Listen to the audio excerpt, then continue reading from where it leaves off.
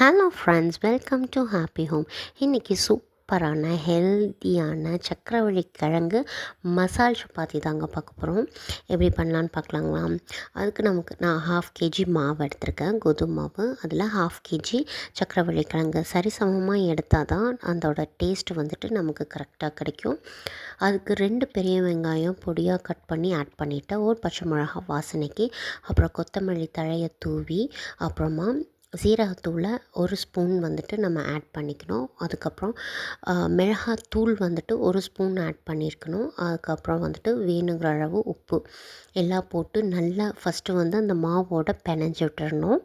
அதுக்கப்புறமா நம்ம எவ்வளவு தண்ணி வேணுமோ அதுக்கு தகுந்த மாதிரி தண்ணி ஆட் பண்ணி நல்லா இந்த பதத்துக்கு வந்த உடனே நம்ம வந்து தண்ணி எவ்வளோ வேணுமோ அந்தளவுக்கு ஆட் பண்ணிக்கணும். ஆட் பண்ணிவிட்டு நல்லா மாவை கைவிடாமல் சாஃப்டாக இந்த அளவுக்கு பெனஞ்சி எடுத்துக்கோங்க.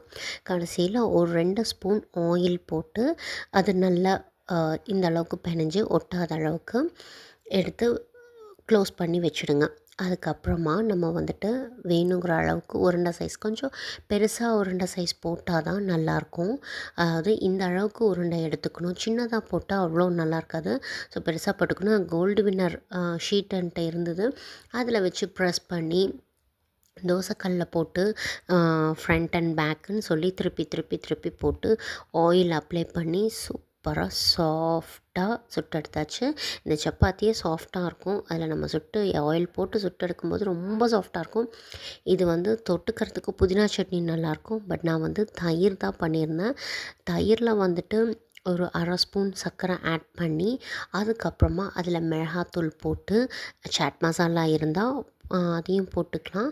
போட்டுட்டு வேணுங்கிற அளவு உப்பு போட்டுட்டு நம்ம வந்து அதில் தொட்டு சாப்பிட்டா சூப்பராக இருக்கும். ட்ரை பண்ணி பார்த்துட்டு எனக்கு கமெண்ட் பண்ணுங்கள்.